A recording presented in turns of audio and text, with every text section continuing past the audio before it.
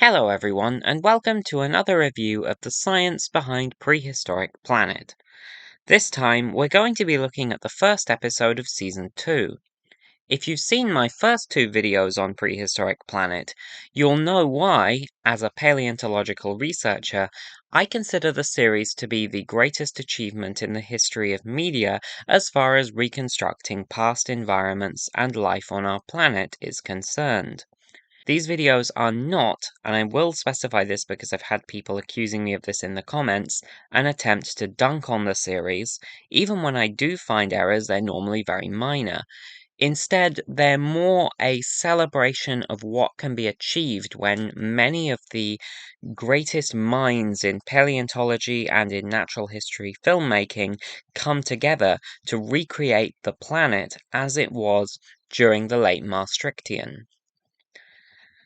The first episode of Season 2 covers island ecosystems, and begins with a sequence following rafts of vegetation that have turned into floating islands after a major storm event.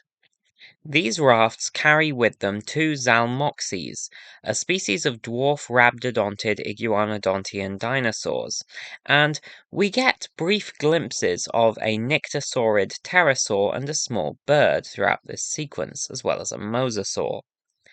The presence of zalmoxes confirms that this sequence is set off the coast of Hatzeg Island, in what is now Romania. Hatzeg was a fascinating biome filled with many unique dinosaurs, some of which will be covered later in this episode and in a forthcoming video that I'm doing. Rafting events like this are surprisingly common in the fossil record, and are how most animals are believed to arrive on distant islands. For example, lemurs and carnivorans are both believed to have arrived on Madagascar as a result of rafts of vegetation being carried west to Madagascar from Africa by ocean currents.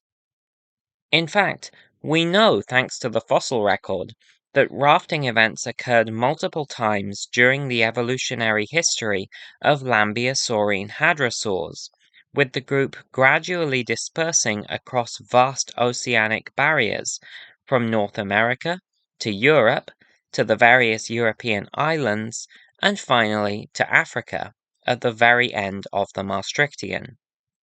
These distances would only be possible if the group was either swimming for hundreds of kilometers, avoiding tons of hungry sharks and marine reptiles and surviving exhaustion, hunger, and thirst along the way, which doesn't exactly seem realistic for many of these animals, or if they were traveling there via rafts, which seems much more realistic. Furthermore, the Tethys hadros that we meet in the next segment are also believed to have arrived on their island by rafting to it. The only vegetation that are clearly identifiable on this raft are ferns, including tree ferns and palm trees, both of which have fossil records that extend well further back in time than this sequence, and would have been very common around much of the planet during the Maastrichtian. My only real gripe with this sequence is that the short-limbed, stubby, forest-dwelling dinosaur is somehow able to outswim a much more hydrodynamic oceanic predator in the form of this mosasaur, which I have questions about the realism of. Otherwise, though, this is a great sequence that highlights a process which we have large amounts of direct evidence for in the fossil record. I would say let's wish our Zalmoxes pair the best of luck in founding a new species, or several, wherever their raft washes up. But this show is set 66 million years ago, so I don't think they're going to have time to establish any new species before the asteroid hits. Anyway, our next segment travels east to an island in what is now Italy, where we meet Tethys hadros. This segment is very interesting, as it contains a number of factors which make it somewhat outdated, and one very slight nitpicky mistake. To get my very, very minor nitpick mistake out of the way, the narration calls Tethys hadros a small, rather shy hadrosaur. But the thing is, Tethys hadros was not actually a hadrosaur. According to Fabia Dalla Vecchia's original study describing the species and assessing its placement both qualitatively and quantitatively using phylogenetic analysis, he found it to be a hadrosauroid, more closely related to Telmatosaurus, another island hadrosauroid, than it was to true hadrosaurs in the family Hadrosauridae. Before I get to the things that are outdated about the reconstruction, I would like to point out that this model is very accurate to what is known about the actual animal. You may notice that when compared with other hadrosauroids that we see in this show, Tethys hadros has a very weird-looking tail, which we can only really see clearly in this juvenile. This abrupt shift to a very narrow shape as the tail goes further away from the body is exactly what we find in tail fossils of the species, which were described in detail by Dalla Vecchia in 2020. Based on the specimens available and comparing their proportions with its close relatives, Dalla Vecchia concluded that Tethys hadros had a tail that was approximately 56% the length of its body, and which started rigid and chunky before becoming whip-like and narrow towards its tip. According to Dalla Vecchia, the weirdly long ischium suggests that Tethys hadros had a cloaca that was much further back than its relatives, which suggests an adaptation to help the animal survive in its arid habitat, providing more space for eggs or more space for urine storage, which could help it reabsorb more water. The weird beak of Tethys hadros is exactly what would be expected on the basis of its skull, with a reasonable amount of keratin sheathing added for good measure. Something outdated does crop up in the narration, where David Attenborough tells us that Tethys hadros is around a quarter the size of its mainland relatives, and effectively uses it as an example of island dwarfism. While Tethys hadros's original description did indicate that it was an example of island dwarfism, the holotype of Tethys hadros has since been found to be a subadult specimen, with a much larger individual also having subsequently been discovered and nicknamed Bruno. As described by paleontologist Alfio Chiarenza and colleagues in 2021, Bruno's bones have features indicating that it was a mature adult, and when compared with other European and Asian hadrosauroids that don't fall within the true hadrosaur family, it was quite typical of their normal size. So, I feel like this reference to island dwarfism in Tethys hadros definitely should have been dropped, as it has no longer been considered to have been something relevant to this species for the past year and a half roughly. The Telmatosaurus or dwarf sauropods from Hatzeg Island further east would have been much better case studies for island dwarfism. So overall, I really like this reconstruction. My main uncertainty here is that the Liburnian formation from which Tethys hadros was excavated was an arid karstic environment. Meanwhile, the episode seemingly presents a quite lush forest and shrubland habitat. That said, we don't really get any sense for the climate here, and these conifers may be species which have adapted to survive aridity. We then get an aerial onslaught as Hatzegopteryx fly in search of prey. In the previous episode of this review series, we discussed the accuracy of the reconstruction of Hatzegopteryx and why I think it's very good from what little remains we have of the animal. Beyond the bias of how ridiculously cool this scene was, we have to address the elephant, or maybe I should say time vortex, in the room. Firstly, even though we know that Hatzegopteryx remains are only known from Hatzeg Island in present-day Romania, it is theoretically perfectly reasonable to suggest that giant ashdarchids like this would have flown from island to island in the Tethys to hunt prey, and have been apex predators across the Tethys Sea, especially since, as the narration tells us, there are no large or medium-sized theropods known from the Liburnian Island deposits or the Hatzeg Island deposits.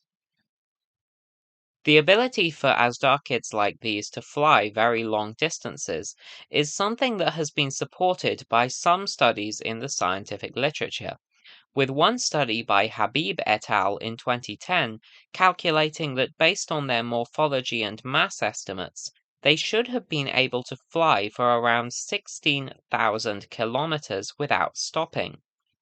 This is, however, somewhat controversial, with an extensive modeling study in 2022 by Dr. Yusute Goto and colleagues, instead arguing that they would have been much less efficient at catching updrafts than long-distance flying birds.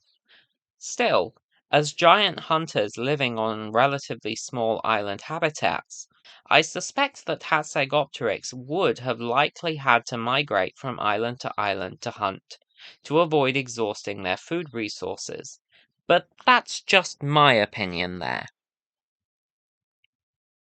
Whilst the long-distance island-hopping nature of Hatzegopteryx is very plausible, dare I say probable, though not without some detractors, there is a much bigger issue with this sequence, and it's one that, sadly, the makers of Prehistoric Planet could not have foreseen, and they cannot be faulted for, since this was a problem that only became apparent after the sequence was finished.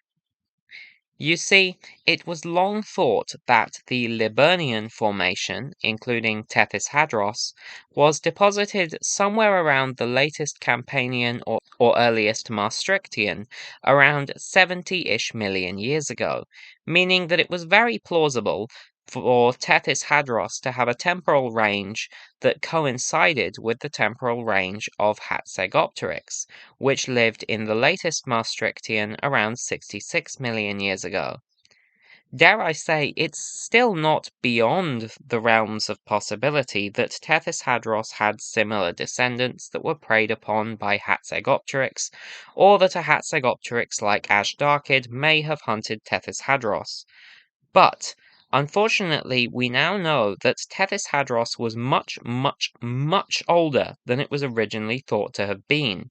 In fact, it was over 10 million years older. So the inclusion of these spaces together is very much a case of space is warped and time is bendable. Chiarenza et al. In their 2021 study on Tethys Hadros and the rocks it was fossilized in, used foraminiferal biostratigraphy to reassess the age of deposits, i.e. they correlated the foram assemblages in these rocks with rocks elsewhere which had been dated using strontium isotopes.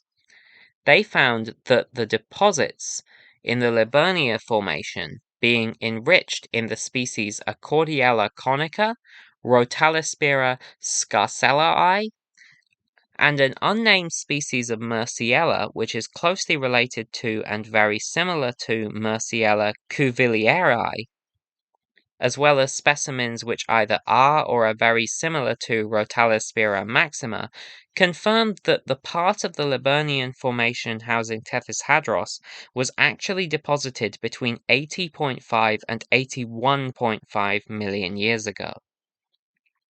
So, epic though this sequence is, it would not have happened in real life, sadly. That said, we do know from Hatzeg Island's fossil record that this mega-predator would have been stalking at least one of Tethys' islands, and given the robust morphology of Hatzegopteryx, it would very likely have been taking down large prey, much as we see here.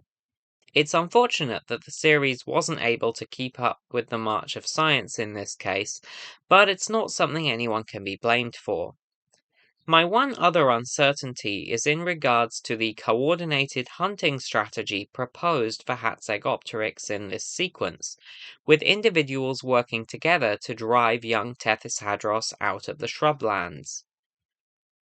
I haven't been able to find any existing literature regarding pterosaur intelligence, and I would really appreciate any papers that anyone might have. Our next segment takes us to Madagascar, where we meet one of the most, if not the most, adorable animal in the entire Mesozoic. You may have recalled in the previous episode that I was, jokingly, a bit sad that Simasuchus didn't show up. Well, here it is, everyone. Simasuchus only reached around 75 centimeters long, and despite being members of a group called the Notasuchians and related to other Madagascan marvels like Mahajungasuchus and the mainland African Caprosuchus, this species was clearly herbivorous. We can tell that Simasuchus was herbivorous from its flat, multicuspid teeth, which have been noted by Buckley et al. In 2000 to be very similar to the teeth of herbivorous dinosaurs such as stegosaurs, and have convergently evolved for feeding on plant material. Simasuchus gets its name from its small size and the fact that its describers found its face to resemble that of a pug, with Simasuchus literally meaning pug crocodile.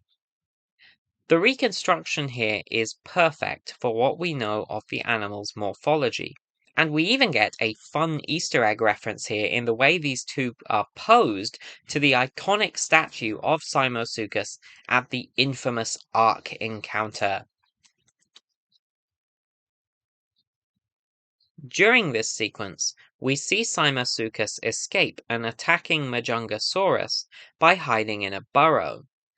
Burrowing has long been proposed as a potential lifestyle for Simasuchus, and while we don't have any preserved burrows, it does possess a number of adaptations that were suggested in the species' original description by Gregory Buckley et al.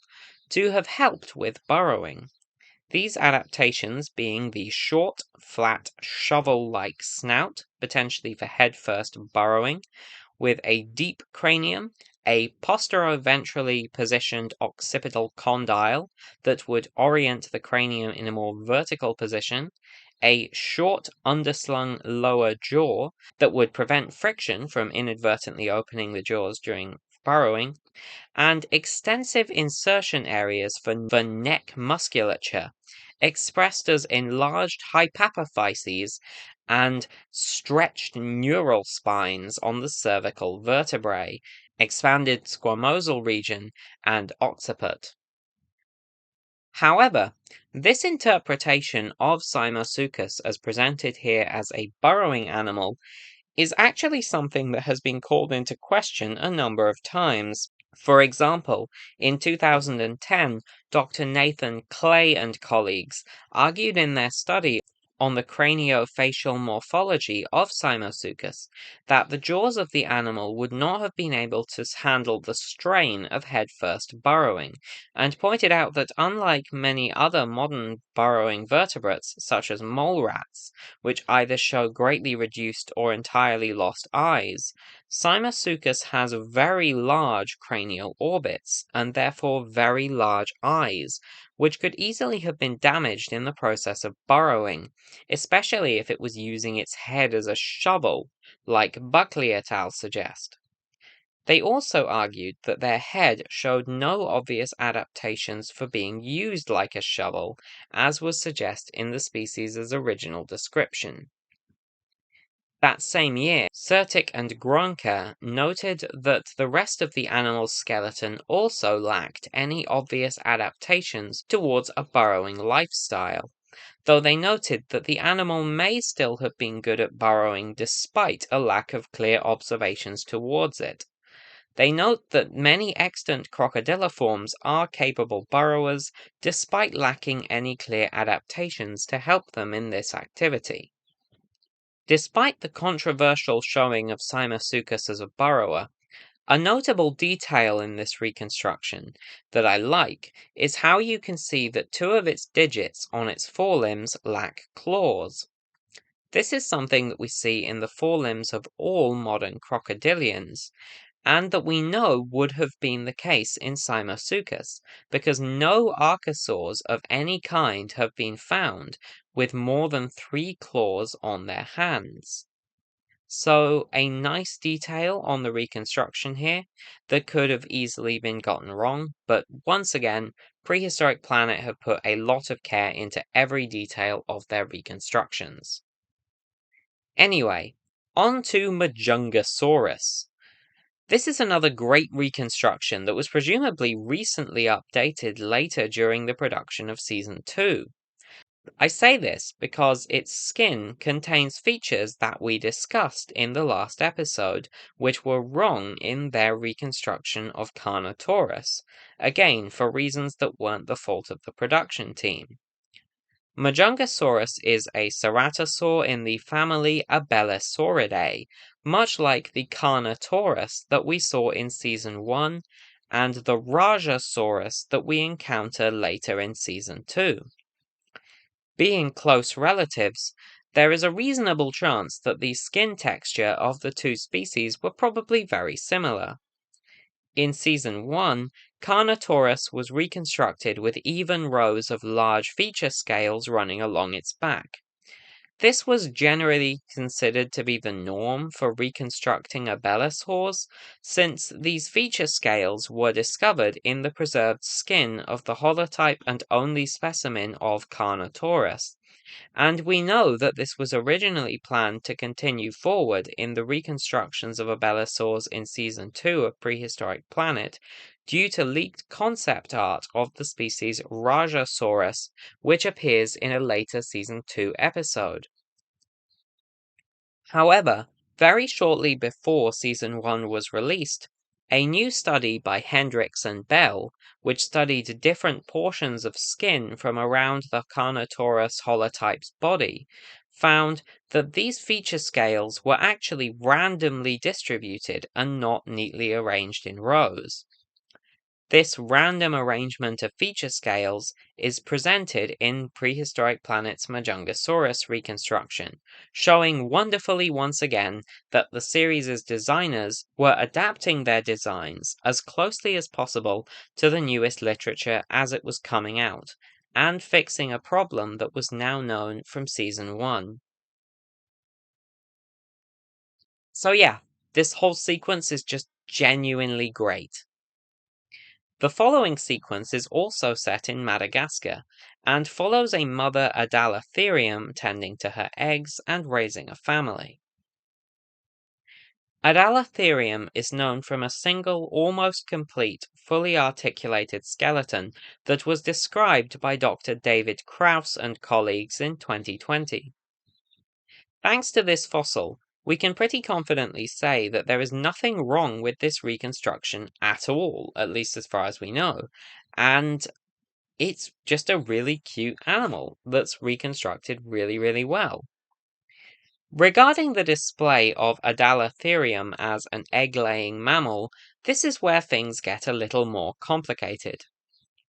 Adalatherium was a member of a mysterious, entirely extinct group of mammals or mammalia forms called the Gondwanatheres, and lies outside of both the placental mammals, which give birth to live young, the marsupials, which give birth to tiny offspring that then crawl into a pouch, and the monotremes, the group containing platypuses and echidnas, which lay eggs. Exactly how the Gondwanatheres reproduced is a little mysterious, mainly because, with the exception of Adalatherium, as far as I could find, we only have skull material of members of this group. To make things even less certain, the literature as a whole has been littered with disagreement as to whether or not Gondwanatheres lie within the group containing all living mammals, or are another group of cynodonts that were very closely related to the true mammals.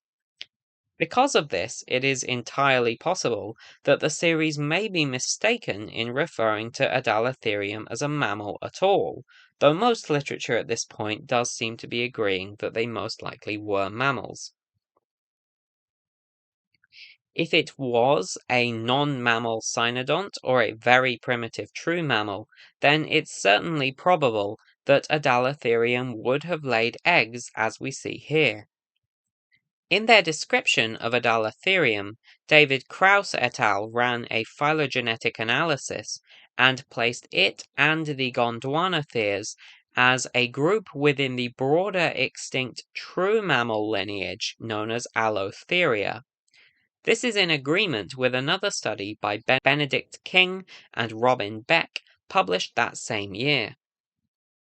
Now, I have not been able to find any information in the peer-reviewed literature regarding whether or not we have evidence for egg-laying within the Allotheria, or if it's thought to have been more or less likely than live birth. And I spent a borderline stupid amount of time looking. Eventually, I cheated and looked at what Wikipedia said, and the Wikipedia article on Allotheria led me to claims from a 2012 book by doctors Michael Power and Jay Shulkin on the evolution of the human placenta. According to Wikipedia, Power and Shulkin argued that the narrow pelvis of Allotherians indicates that they would not have given birth to large offspring, and instead are more likely to have either laid eggs or given birth to tiny offspring that may have been raised in a pouch like with marsupials. The one problem here is that, despite what Wikipedia claims, or at least claimed at the time I was doing this research, interestingly, as of yesterday, someone has changed this article. Power and Shulkin never actually speculated this. Their book literally doesn't mention Allotherians once, and I can prove it. I was able to access a PDF of this book, and I used the search bar to search for any word beginning with alloth, and it came up with 0 results. So, that said, despite being lied to by Wikipedia, I do agree that the narrow pelvis and probably more basal position of the Gondwanatheres among either mammals or among mammalia forms does support that egg-laying was very likely the condition in Adalatherium. We don't know for sure, but hopefully the fossil record will resolve this uncertainty in the future. We then see a curious Machikosaurus searching for the baby Adalatheriums. I already discussed this reconstruction of Machikosaurus in the first episode of the series. In short, I think it's mostly really good, but that its teeth don't seem to roll forwards enough as seen in the animal's actual skulls. The displayed behavior that Machikosaurus would specifically hunt for babies, and have jaws ideally suited to snatching them from their dens, with their long necks also helping them poke in there, is pretty much exactly what Matthew Carano and colleagues interpreted in their 2002 description of Machikosaurus, noting that their mouths were seemingly specifically adapted for grasping small struggling prey items such as invertebrates, or in this case, baby mammals. Before the Machikosaurus can get to the Adalatherium, however, it becomes dinner for a giant extinct snake in the genus Matsoia. Matsoia was a genus of large snakes in the Matsoiidae family, and it was very successful, with members of the genus being found worldwide, with records from South America, Madagascar, Europe, and India, as well as possibly Australia. Matsoia actually survived the Cretaceous-Paleogene mass extinction that wiped out the non-avian dinosaurs, and lived well into the Paleogene. That said, the Madagascan Matsoia lineage does not appear to have made it through the extinction, with all known Matsoiidae species dying out in Madagascar during the extinction event. All known members of this genus were particularly large, and the length estimate of nearly 25 feet seems accurate.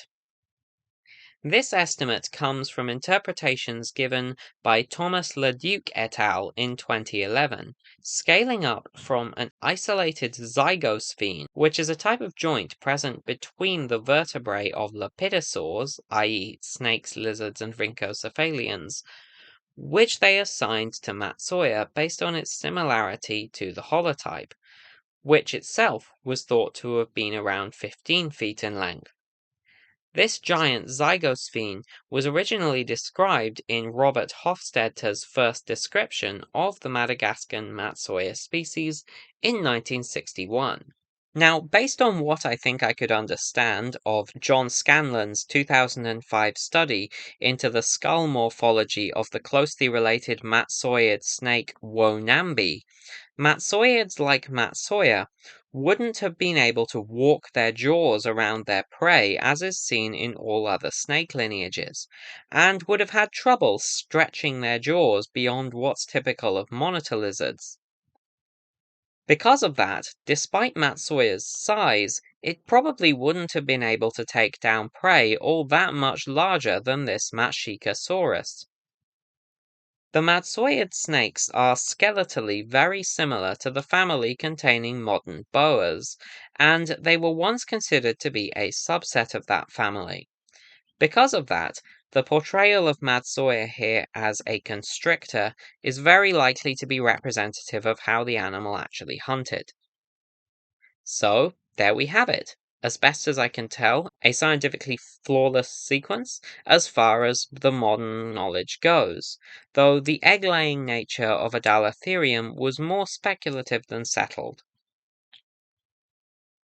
The penultimate sequence for this episode takes place on an island off the Antarctic Peninsula, and features a hunt between the theropod Imperobata and the ornithopod Morosaurus. The presence of these dinosaurs places us in the Snow Hill Formation on James Ross Island, which is still an island to this day. Before I talk about the animals presented in this sequence, I want to talk about the paleoclimatic reconstruction and the vegetation presented. Firstly, we are told that winter brings with it months of freezing temperature, and we're shown a frigid, snowy forest with a frozen lake. Now, firstly, I will note that the planet as a whole was much warmer during the latest Cretaceous than it is today, and neither ice sheets nor significant glaciation would be present in Antarctica for many millions of years until the Eocene-Oligocene transition. However, despite this, Antarctica was by no means a warm, enjoyable landscape.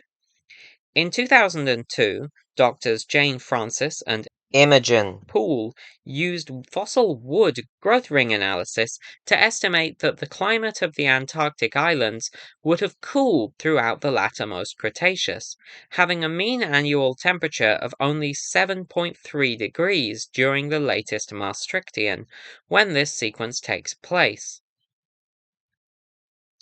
The cold temperatures estimated during this study were corroborated in a 2015 study by Dr. Vanessa Baumann and colleagues, who found that the temperatures were likely to be low enough to support the establishment of ephemeral sea ice around the Antarctic continent during the winter. An interpretation which was based on the extensive periodic, seemingly seasonal buildups of the dinoflagellate cyst Impletospheridium clavus, which seems to have bloomed as the ice melted as a result of the release of ice-living diatoms that the Impletospheridium would have fed upon. So, while I have seen some pushback from my fellow paleoclimatologists, given the greenhouse nature of the Mesozoic, the low mean annual temperatures and apparently seasonal nature of the climate indicated in the fossil record and geological record, I think based on the literature, makes this snowy and frigid forest entirely plausible. The next thing I want to talk about is the vegetation presented during this sequence. Based upon the palynological analysis conducted by Dr. Vanessa Baumann and colleagues in the aforementioned 2013 paper, the forests of the Antarctic Peninsula Islands should have comprised a mixture of conifers in the family Podocarpaceae, as well as flowering trees in the families Proteaceae and Nothofagaceae.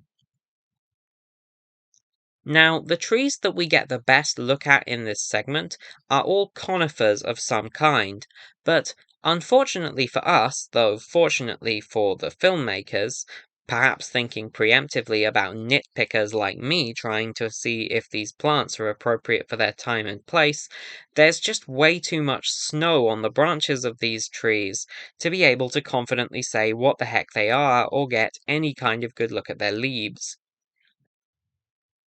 That said, I will note that the previous season we saw conifers of the family Pinaceae in the Antarctic sequence following the Ankylosaur antarctopelta.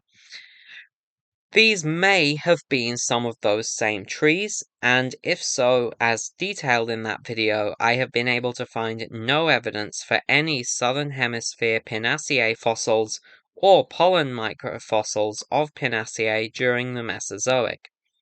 That said, the snow covering the trees makes it impossible to say with confidence what the heck they are, so this sequence gets a pass.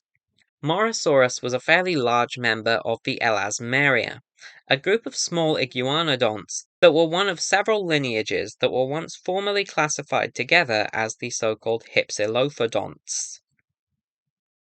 Morosaurus was first described by PhD student Sebastian Rosardilla and colleagues in 2016, and is known from a number of limb bones and vertebrae. The claim that Morosaurus was a particularly fast animal able to outrun the predatory Imperobata was based on the interpretations of the skeleton detailed in Rosardilla et al., who found that evolutionary modifications of the foot and tail anatomy of Morosaurus seem specifically adapted for fast running, in particular the long, thick metatarsals and elongated tail chevrons. Interestingly, this reconstruction shows Morosaurus covered in a dense coat of shaggy feathers. Being an ornithopod, and thus on an entirely separate branch of the dinosaur family tree from birds, I can see why this might be confusing to some casual dino nerds out there, and I'll admit I was kinda surprised to see it myself. So let's clear some things up. It is entirely plausible that Morosaurus may have had feathers like this. In fact, I think it's probable that we should have seen feathers on potentially some of the other ornithischians in this series, like Zalmoxes, at the start of this episode. Why do I say this? Well, because at least two more primitive ornithischians are known to have possessed them, including the basal neornithischian Culindrodromeus and the heterodontosaurid Tianulong. Now, my main uncertainty here is that we have fossilized skin impressions from a number of ornithopods that are more closely related to Morosaurus than they are to Culindrodromeus and Tianulong, and none of those fossils show any sign of feathering. However, these skin fossils come from lineages of ornithopods that grew to much larger sizes than Morosaurus, and it's plausible that these primitive feathers may have been lost separately by different iguanodontian lineages, as due to the proportionally lower surface area to volume ratio of larger animals when compared with smaller ones, they're much more likely to retain body heat, and thus larger animals tend to lose their insulating fluff, such as we see in many modern megafauna, such as elephants, hippos, and rhinos, which lost their fur despite living alongside much smaller animals that retained theirs.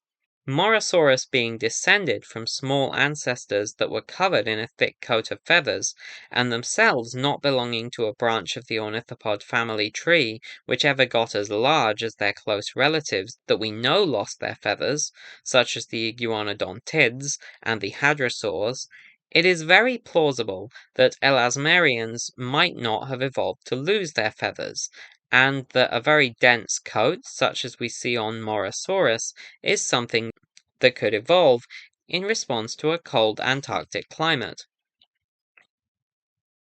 Hopefully, more skin fossils, including skin and possibly feathers of elasmarians and other much smaller iguanodontians, will help us to elucidate how realistic the feathery interpretation of Morosaurus shown in this episode is. As mentioned earlier, the other dinosaur featured in this sequence is Imperobata, a theropod which was described in 2019 by doctors Ricardo Eli and Judd Case, and is thus far only known from a foot. According to Eli and Case, the foot was uncovered in 2003, and it was originally interpreted by Judd Case and colleagues in an earlier conference abstract as being from a dromaeosaur or raptor. In fact, when we look at the reconstruction featured here, I can easily imagine viewers mistakenly believing that Imperobata was a raptor. However, Imperobata lacks the big distinctive so-called killing claw that we see in other dromaeosaurs, which indicated to Eli and Case that this original interpretation wasn't correct. When they ran phylogenetic analysis of the bones, they found Imperobata to be a Paravian, i.e. to belong to the broader group that includes dromaeosaurs, troodontids, and birds, but not themselves to belong to any of these lineages. They were just a close relative. With an estimated height of 2 meters tall, Imperobata was perhaps the only known example of gigantism in a basal Paravian, being comparable to the size of the biggest dromaeosaurs like Utahraptor.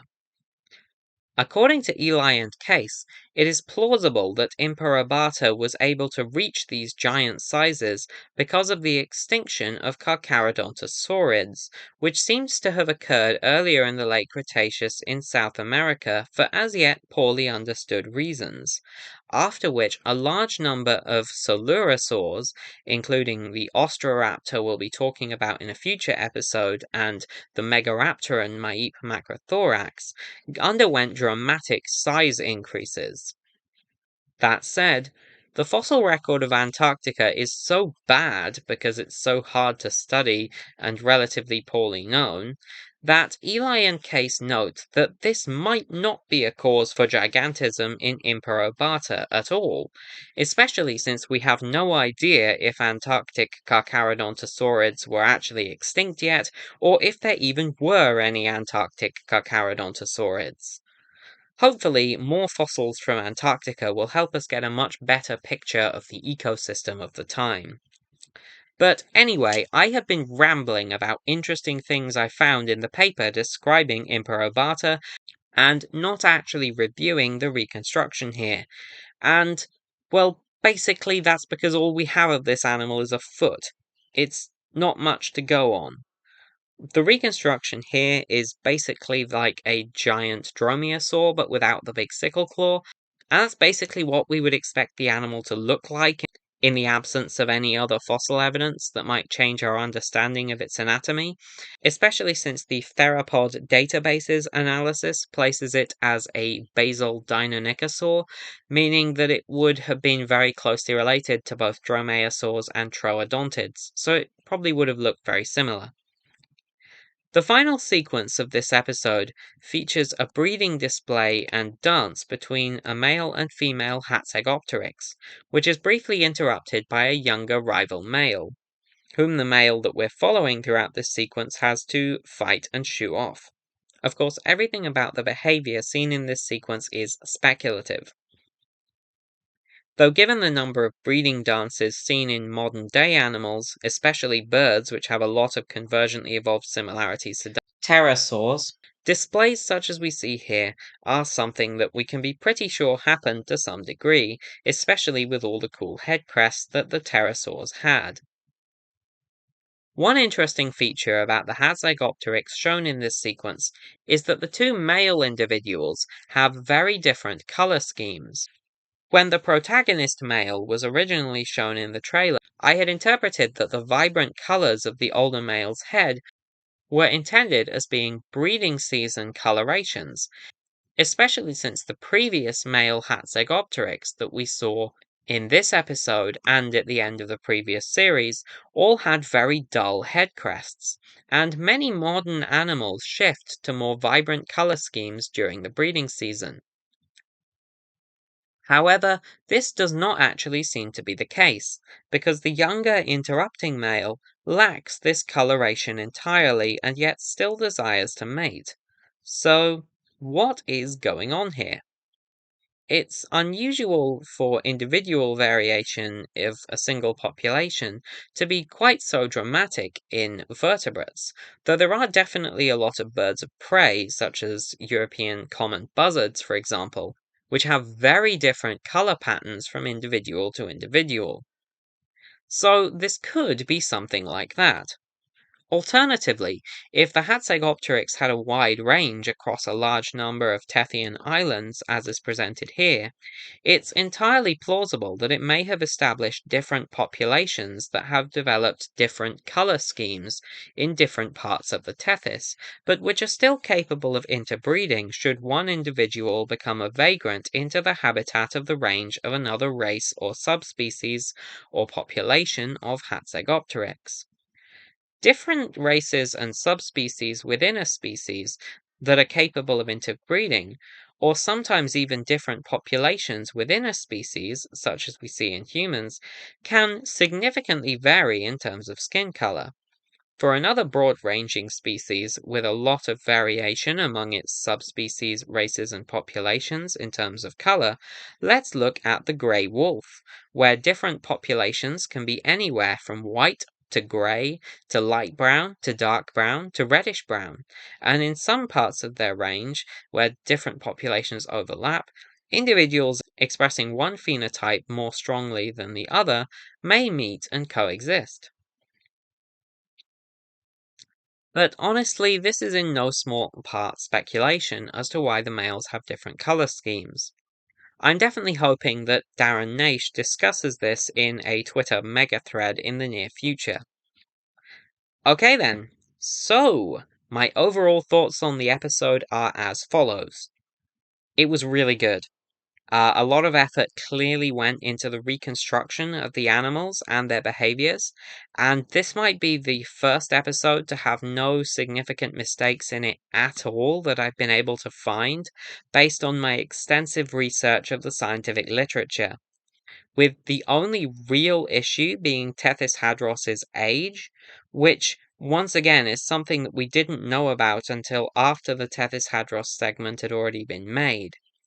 Once again, I do also feel a need to compliment the incredible cinematography and score, as well as the added realism factor of using fake thermal cameras to image the Emperobata in the dark, whilst also highlighting their warm-blooded nature, as is believed to be the case for many if not all dinosaurs based on current research. If I were to give the episode a big piece of criticism, however, it would be this. I feel that the episode missed an opportunity to actually discuss how isolation on islands drives evolution into overdrive and creates some of the most strange instances of dwarfism and gigantism and unusual adaptation. I was very surprised that we didn't spend more time on Hatzeg Island.